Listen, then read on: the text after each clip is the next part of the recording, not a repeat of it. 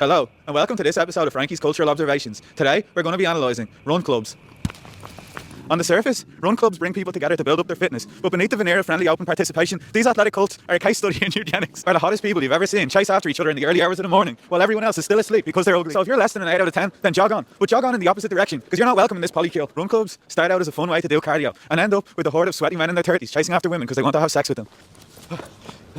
Run clubs mark the intersection where community and capitalism fuck each other. So the athleticism of the run club becomes the permanence of the half chub, busting nuts and breaking Strava records with a sub 20 minute 5k. Because if there's one thing runners love more than a good endorphin high, it's being hit on early on a Sunday morning by a stranger wearing lycra. If you've ever spotted a run club in the wild, you'll feel it, almost knocking you over as they effortlessly take up all the space on the road. These runners are the gas guzzling SUVs of the pedestrian variety. Their stride of evolution marches on, undeterred and unaffected, shoulder barging you out of the way when you're standing in their collision course.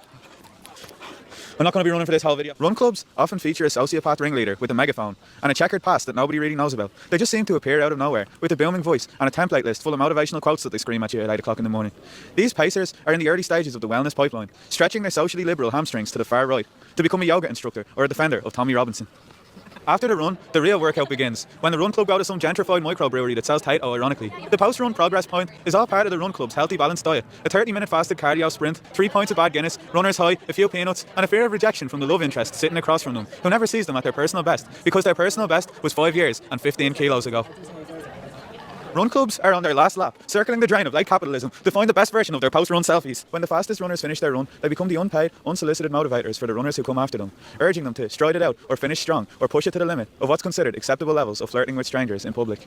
I said public, not pubic. The greatest lie consumer culture ever told is that society is still made up of teams. The participatory mask of neoliberalism tricks you into thinking you come to the run club to find like-minded strangers, when really, you're here by yourself, together, with other people who are here by themselves, in your company. Everyone's wearing AirPods. Somewhere over the course of the last 30 years, American individualism moved us away from the common good to create a culture of self-improvement, rejecting all handouts and pulling ourselves up by the hocus straps, unable to wrap our heads around why we'd want to tie anyone else's laces. With the burden of care being placed back onto the shoulders of the individuals, now looking after yourself has become your job. But there are endless reams of health supplements, vitamin shakes and colon cleanses to choose from. So all you can do is keep grinding, keep shining, and don't forget to smile. Self-optimization, being the stranglehold that quantifies all social experience into metric value, compels us to be better than we were yesterday. So human life becomes big business of the self, a never-ending project of continuous growth. Each quarterly, more productive than the last. Every mistake learned from, every obstacle overcome, every challenge turned into a LinkedIn post. So we're not running from our problems. We're running because our smartwatch tells us to.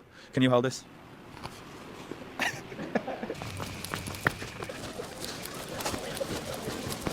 I'm going the wrong way.